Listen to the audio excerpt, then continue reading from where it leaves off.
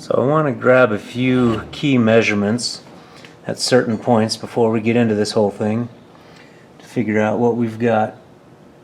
Currently on this Rancho 4-inch lift system with 35-inch BFG KO2s, this piece of steel right here that is part of the overlap between this section of frame and the front section of frame, I'm seeing with my eyeball about 17 3/4. Bless you, baby.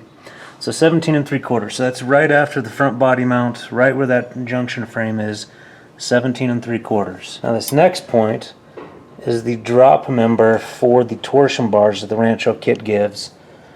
And this is one that both Dave and Rob have pointed out, guys I wheel with.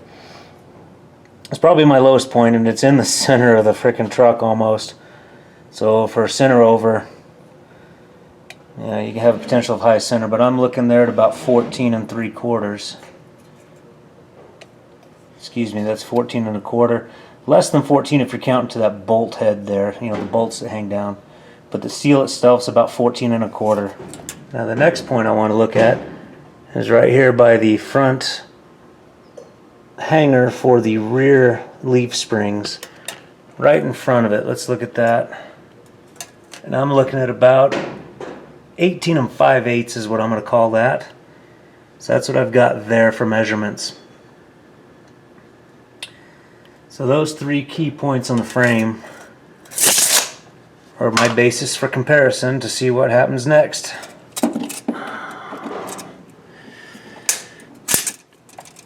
Well, this is a fun measurement to get. It also occurs to me this is another measurement that might actually be interesting for comparison. So to the inside of this fender flare, down to the tire as it sits now, and I'm looking, let's go right in between these two middle bolts here, because there's 4 bolts there, so right in the center. I'm seeing in, let's call that 8 1/8. And up front, I'm looking at basically centered on the tire. That center bolt right there, 7 1/2 is what I've got clearance here. So again, all of these will be our baseline measurements for as the truck sits on a Rancho 4-inch lift system with IFS. Man, I can't wait to see what it looks like with solid axle and the lift. Be a wait for me, a couple seconds for you. Alright, so she's back. That was a little over a month worth of work. And you can tell she's a lot taller now. I'll start pulling tape measures and check things out, because alright, from the top, the whole front suspension is a WFO Concepts kit. It's radius arms. They've got a transmission and radius arms bracket, all that kind of stuff. If you've been following along on Instagram, you've seen the photos already. If you know anything about WFO, that shouldn't be a surprise either. But so the front's WFO, the rear suspension has been lifted, I don't know, we'll see in a second, somewhere around 4 or 5 inches using just off-road design parts, ORD. So a front, you can see it there, now you can see the actual shackle hanger up front. That bracket was dropped. The rear is a shackle flip, heavy-duty shackle, U-bolt flips, U-bolt plates, all that good fun stuff to give me the lift I need in the rear. So off-road design back there and WFO up there. Now she will not fit in the garage anymore by a good 3 or 4 inches, especially since this jacked up old building has a good warp right here. It's horrible. Yeah, when the rain and stuff happens, you see the water damage coming through, and that's post when I painted this garage. So we got issues I got to deal with the HOA. But let's get back to the fun stuff. That's house stuff kind of pisses me off. So when I originally measured it, it was sitting here where the pilot is. So this will be slightly, yeah, I can tell it's leaning out into the, because we have a slope down to the center of the alleyway. Shouldn't be too bad, because again the concrete slopes as well, but it should be close enough that we can see. Let me start pulling tape measures on things. I know when I did the original measurements a month ago, I did them on the driver's side.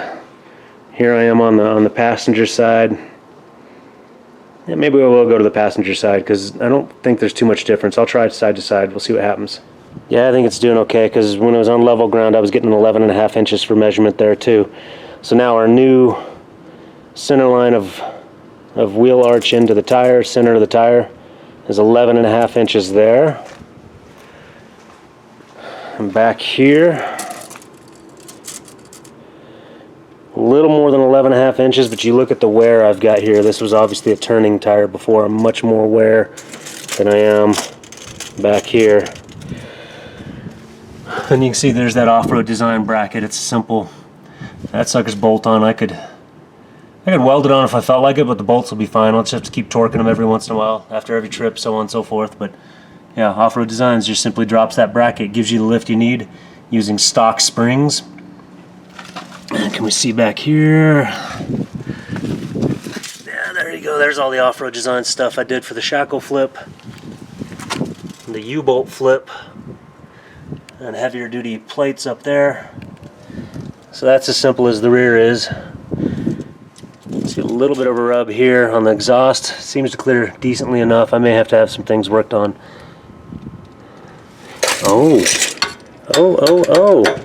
ain't that fun? Speaking of things I need to do, I'm gonna need to zap that back together.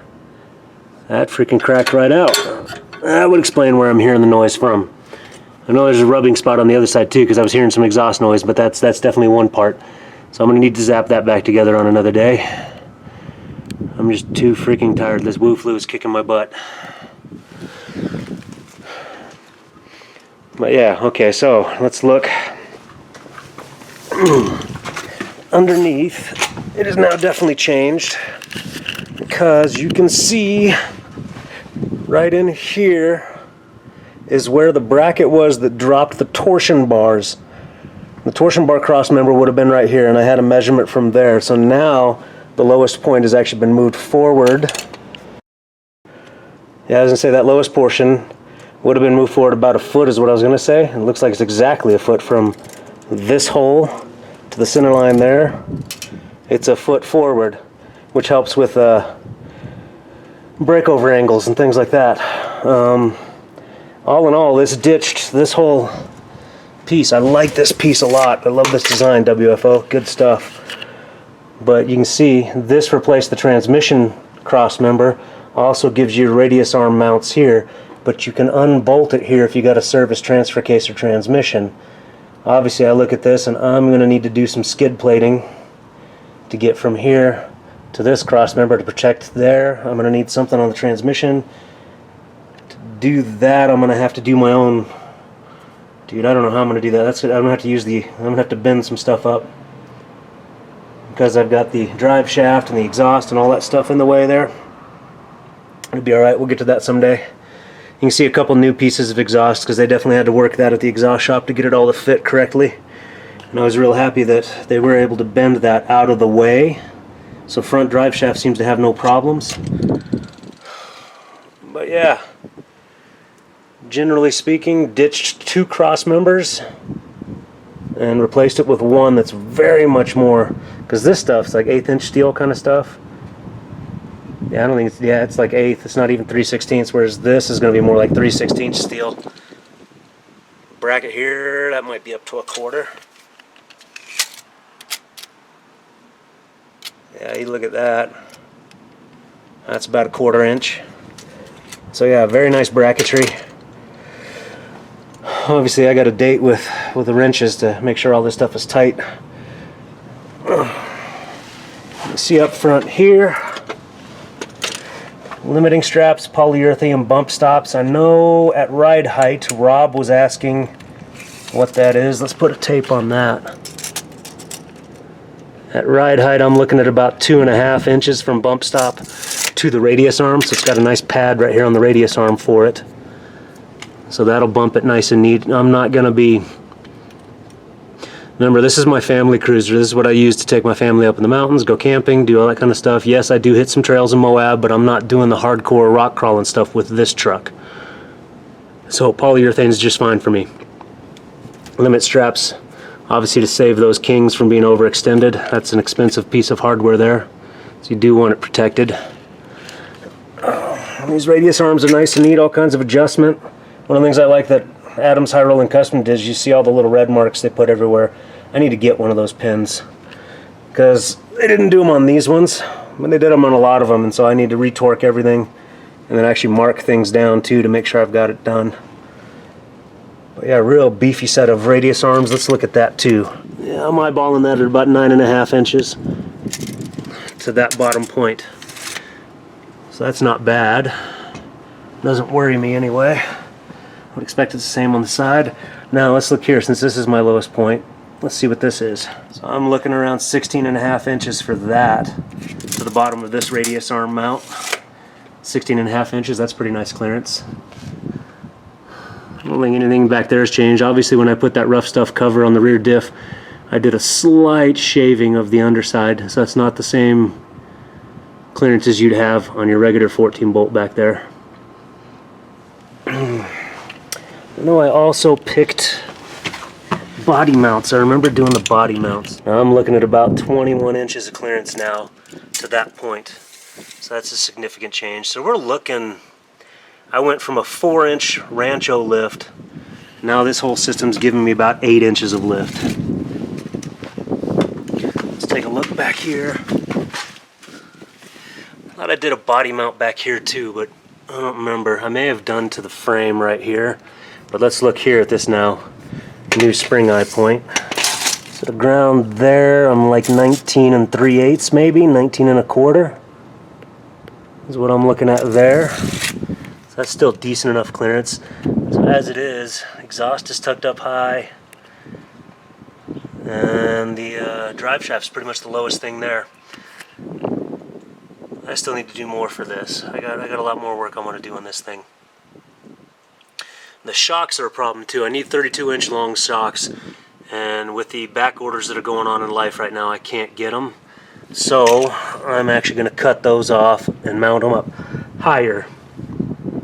And if I can get the 2 more inches I need there, then I'll be able to save those Bilsteins, which have been great shocks. I've liked those Bilsteins a lot.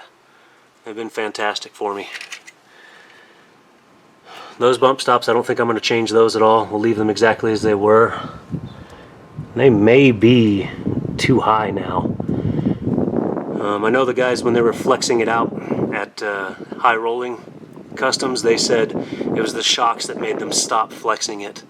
But otherwise, everything flexed pretty nice and neat. And one of the nice things I have here, by dropping this down, this tire is now centered in the wheel arch again. Because when we dropped the rear, I ran it that way for a couple of months. It moved this whole tire forward because you dropped the rear, it swung it down. Now we've swung it back. So we went down, now we've gone back, now it's centered, and it's at a good lift height. I'm loving this lift height. Love how it drives. Well, I say that. I should say the one thing I'm missing up front that I am absolutely going to put in, and that's on order, is a sway bar. This is way too flexy for long distance highway driving. I need a sway bar on this thing. So I've got that in the works. So one of those is on order. You have to play around with end links and things like that. I'm going to try to use the provisions that are on the axle for the stock Ford. But yeah, getting a sway bar on this would help a lot because this thing is flexy now. I know I pulled a measurement on this one. Sorry, I'm scatterbrained on this one because I'm just trying to remember all of the back here. Same thing, we're at about 11.5 inches to the rear.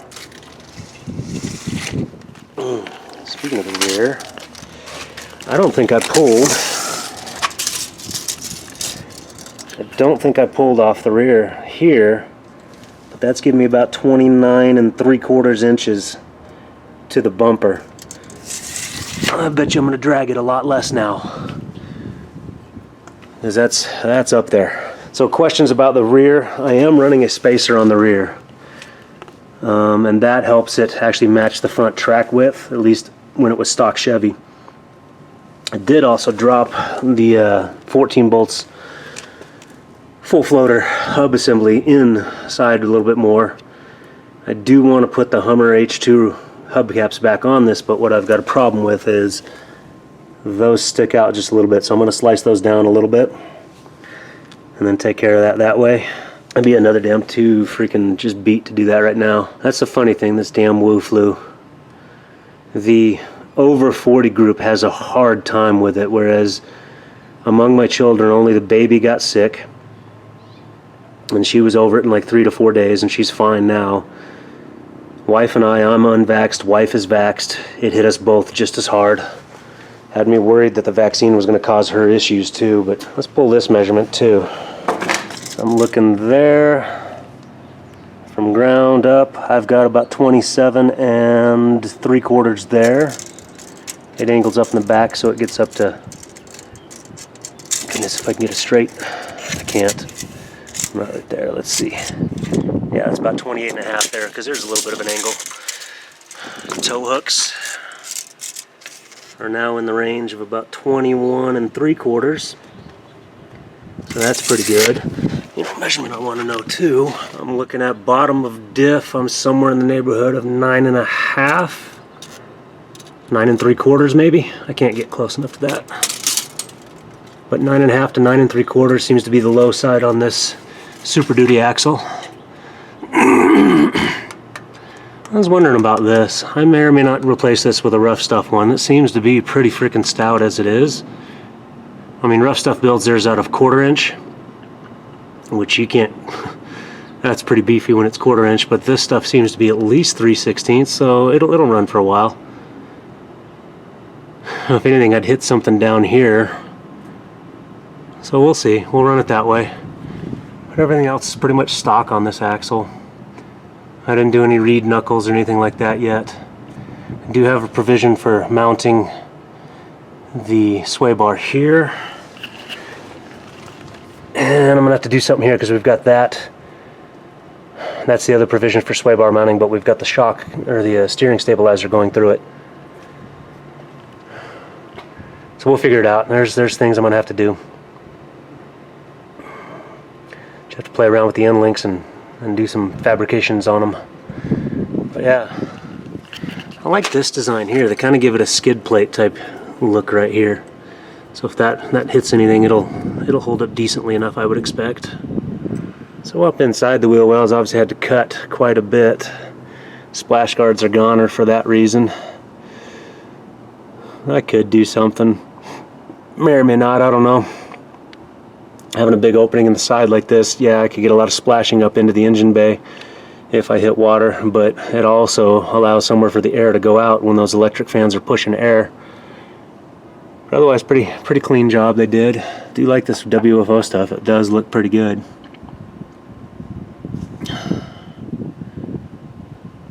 Yeah, and there's the track bar, so you got a pan-hard bar. And they're using just Heim joints on that one, so I don't know that I would have the trouble of death wobble. I don't know how Heim joints fail. A lot of strengthening up for this plate here that actually helps strengthen up the steering box, so your steering is going to take a lot more stress. The steering characteristics of this thing are totally different than it was under IFS. So you do this, you will have a totally different one. I got a drip here.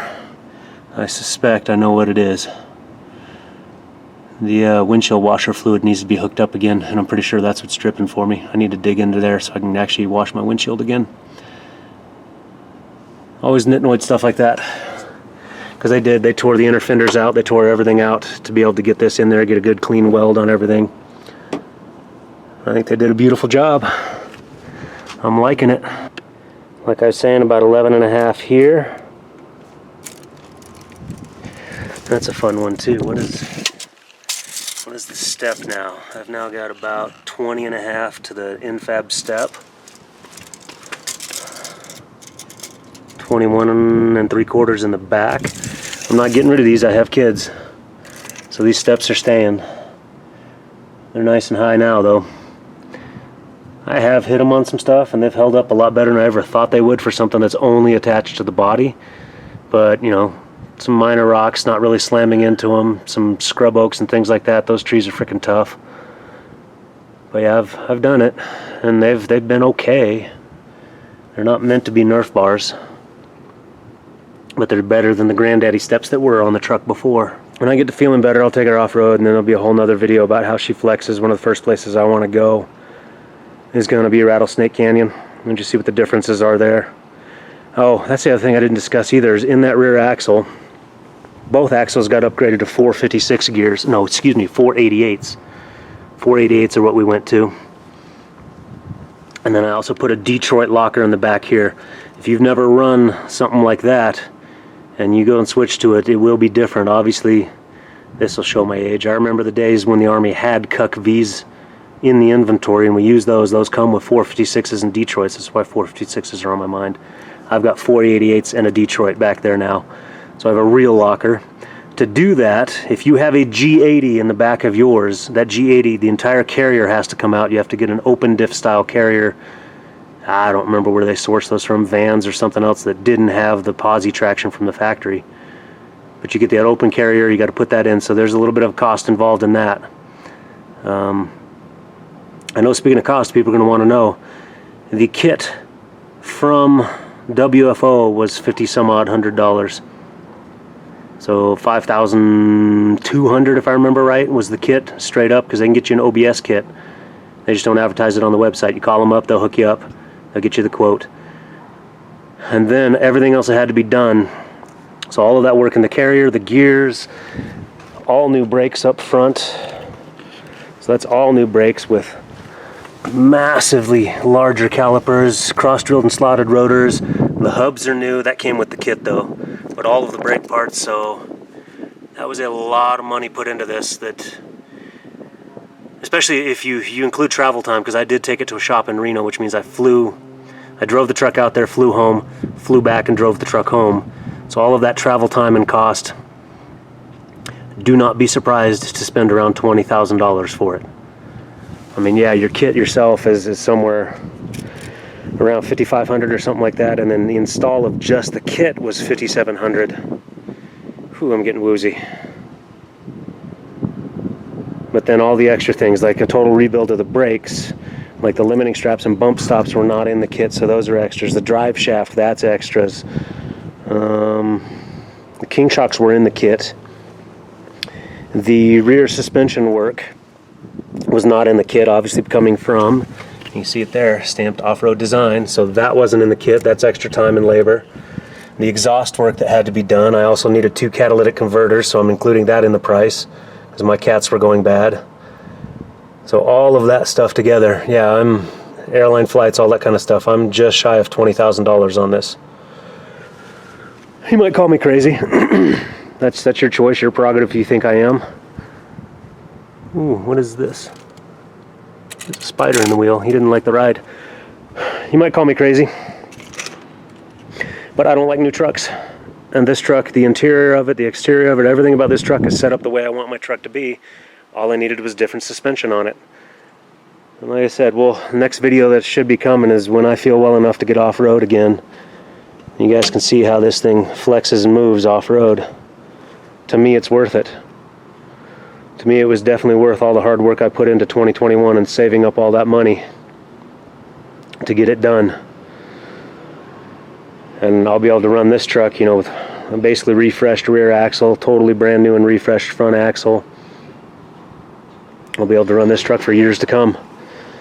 And all the other work that's always been done on it, or that I've been doing on it, it'll be fine. Yep, that's it. That's the OBS life for you. If you want to make your truck really capable, you got to take it back in technology a little bit. Now, if you got a garage that'll fit this monster and you've got all the tools you need to do it, and for me it was the time. I didn't have the time. But because I didn't have the time, because I have 2 part-time jobs that both of which believe they're full-time jobs, only one of which I want to be a full-time job. That means I had the money. I had the money to pay another shop to do this. And that's where your time and money, they're kind of the same thing. You spend your time to get money, which means you can take your time and trade it for somebody else's time. And that's all money is. Money is not the root of all evil. The love of money is the root of all evil. What you should love is your time. You should guard your time and choose what you do with your time correctly. All right. I'm rambling on right now because I'm trying to think, is there any other questions I should have answered that someone would have wanted me to answer? Those radius arms, I think I would ask for them to be built 3, maybe 4 inches longer. There's enough thread in there right now, but 3 to 4 inches longer so I can push the axle forward. And I may still do that in the future because that's a simple enough thing to go to WFO. I would have to cut the track bar mount off a little bit. I think I'd be okay to swing the shock forward just a little bit. And that's things to look at in the future because I do not, that's the measurement I did take as well too, didn't I? One last thing, because I did look at how close we were there. Can I get a tape in there? There to tire saw. There to there, somewhere around 4 inches, 3.5 inches is what I've got in here. And again, when they flexed it, it flexes pretty good. So they flexed everything to clear everything. They were looking at WFO's measurements that WFO was telling them to do. They were looking at what they were seeing with their own eyeballs. Again, High Rolling Customs out of Reno, Nevada. Good shop if you're in the area. And if you're anywhere in the West and you wanna do what I did and drive your truck to them, I think they did a dang good job here. Really good work. Yeah, okay. I'm worn out. I can't think of any other questions that were asked.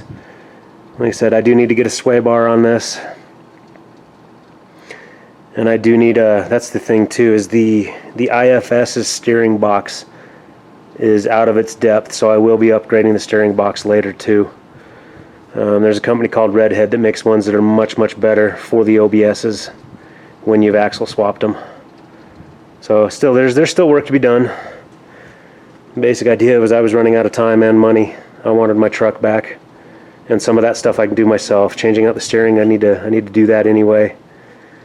Sway bar, I can put that on anyway. Thing is, it's just got to be done right here where it sits. It can't be done in the garage. I don't know if you can tell, but there's now about a 6-inch difference now. So this truck will not fit in the garage anymore. Alright, that's the bulk of the questions. Any others, I suppose I can answer in comments and things like that, or in future videos. But yeah, long time coming. This was always a plan to do a solid axle swap from the get-go. For a while I thought I was going to do Dodge Ram axle on it and Dodge Ram suspension, just graft it on over. That's another way to do this. Curious about that kind, then go check out Tahoe Overlanding both on Instagram and YouTube. He's got videos, he does that kind of stuff on his trucks. He's another guy that's pretty cool here. I wheel with him. He's got a GMT 800 Tahoe that's done that way. Alright, I gotta cut this off. I'll keep rambling for hours because this is just so exciting for me. Otherwise, appreciate you watching, and we'll catch you on the next one.